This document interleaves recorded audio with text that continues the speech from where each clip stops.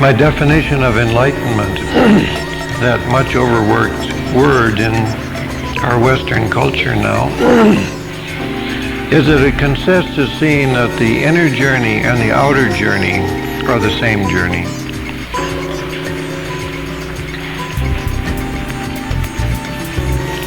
I don't want to burden you down much tonight, so I urge that you keep your dreams very carefully, because dreams are the royal road, the royal entree for most people into their inner world.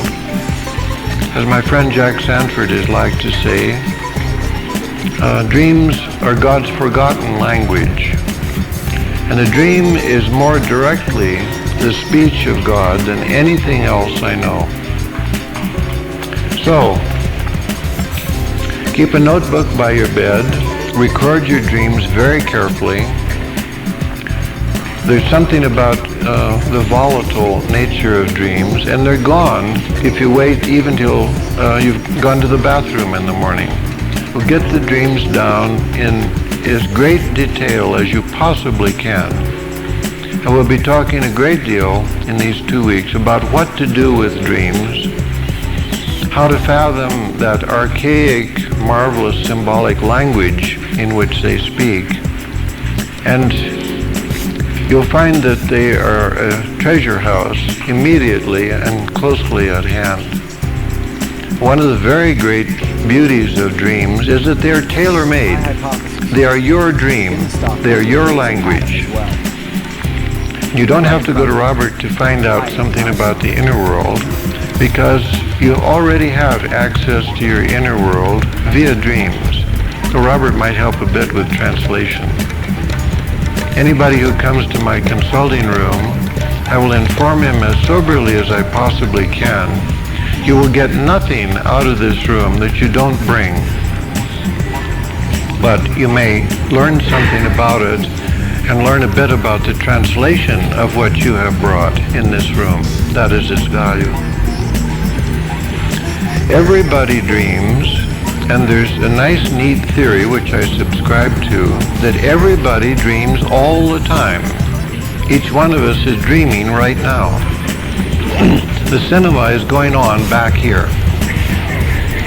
And one has only to repent, which means to turn around, by the way, has nothing to do with being remorseful, and have a look at that dream world, which is the language of heaven going on.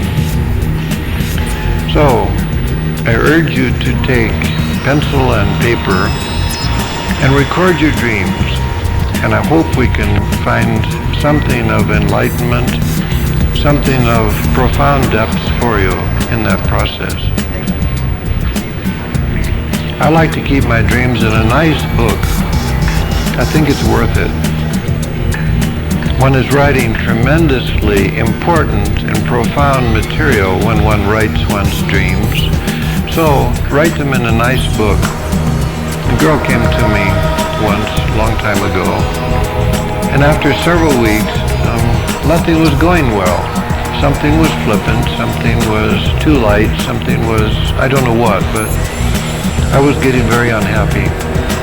And finally I seized on a slender thread of an idea, and I said, you know, I don't think we're going to get anywhere till you toss out that Mickey Mouse notebook of yours. It had Mickey Mouse on the cover, and put your dreams into something worthy of them. Well, she woke up all of a sudden. She was just ready to, so it only took a tiny thing to do it. She got a good book. You don't have to spend a lot of money on it, but get something of dignity or something of beauty. And she turned around, and suddenly her dreams took us where we needed to go. Now, I'm not promising you that if you throw away Mickey Mouse and get a good book that suddenly your world will turn around, but it just might, too. All right, so we're launched on the inner journey. We have 2 weeks for it. Spend time with it, put your devotion into it, ask lots and lots of questions. There's nowhere we have to go, so we can talk about anything you wish. There's nowhere we have to go because you're already there.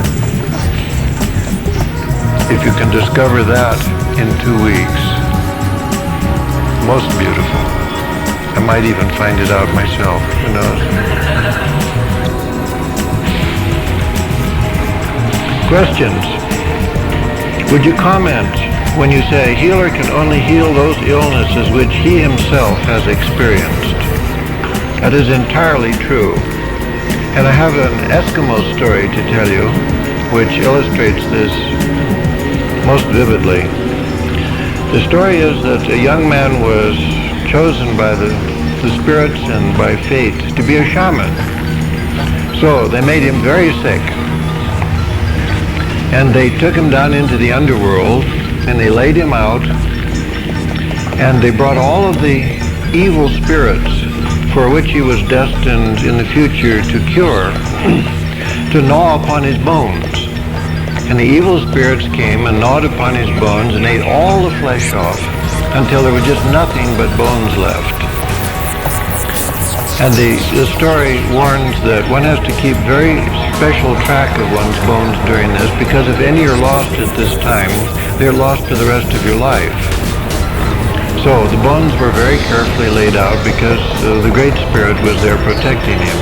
When all the flesh was gnawed off his bones, he waited for 3 days, and then the Great Spirit came and put flesh back on his bones again, and took him up into the outside world, and then he was a shaman. And he was able to cure any illness which was caused by any evil spirit which had gnawed upon his bones. But he could not cure anything that was caused by a spirit that had not gnawed upon him.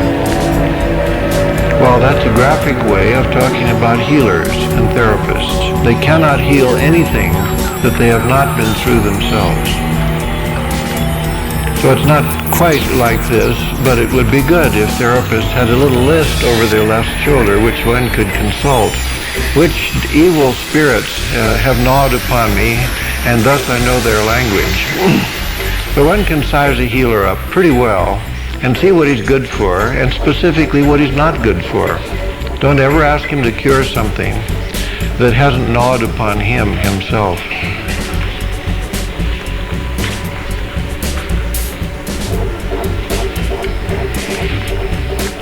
A question which touched me much to my heart. A celibate has sexual dreams. Are they from God? How can a celibate person relate to his sexual nature? Well, that's such a big question. And first off, I think a celibate is a person who has taken the vows of priesthood, or is a monastic, or is forced by fate somehow in his life away from the usual expression of relatedness, or perhaps somebody who's grown old enough so that sexual life just doesn't seem to be an appropriate way of spending energy any longer. Celibacy can be any of those things. They can touch anyone under many different circumstances of his life. And the best story I know comes from Carl Jung, one of the most touching and one of the most beautiful things I ever heard from him. He says, or he points out many times in his philosophy and his psychology, that an archetype may be lived out on any of 2 different levels, or possibly many more, but there are always 2 ways, at least, of relating to an archetype. Generally, an inner one and an outer one. And the archetype of sexuality may be lived out directly. One may find a partner, a mate, and live out one's life in a sexual way, raise one's family. And this is a perfectly good expression of the archetype of sexuality. And one can live one's life out completely and adequately in that route. But there's an inner way also of living out sexuality as any other archetype. And it falls to some people by fate or by declaration of God in an interior sense that he should live out something, a particular archetype, in an inner sense. And the story that pleases me so much was Jung's telling about a young man who came to him, terribly, terribly lonely man.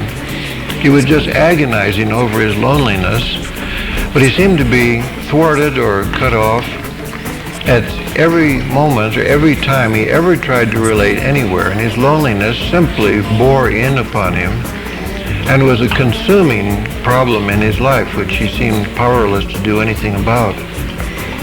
He would walk on the streets, and if he saw a couple courting and holding hands, he was simply seared to the bottom of his soul with this, and would go home in a paroxysm of loneliness that he could scarcely endure.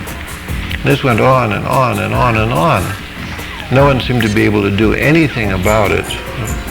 Poor man seemed to be simply caught in that inexorable grip of something that he could neither accomplish nor could he get rid of. Well, one night he had a dream, and the dream was this. He dreamed that he walked out onto a peninsula of land, surrounded on three sides by the ocean. And when he came to the tip of the peninsula, he kept walking, and he walked into the sea, and presently he was walking on the bottom of the sea, some distance underwater. And he came to the rose garden. It was a garden of roses in highly geometrical form. It was round, bisected both ways so that it was quartered, and surrounded by a wall. He walked into the rose garden, all this underwater, and was overwhelmed with the beauty of the roses and their fragrance also. When he woke from that dream and went out in the morning, he was no longer assailed by the loneliness of life.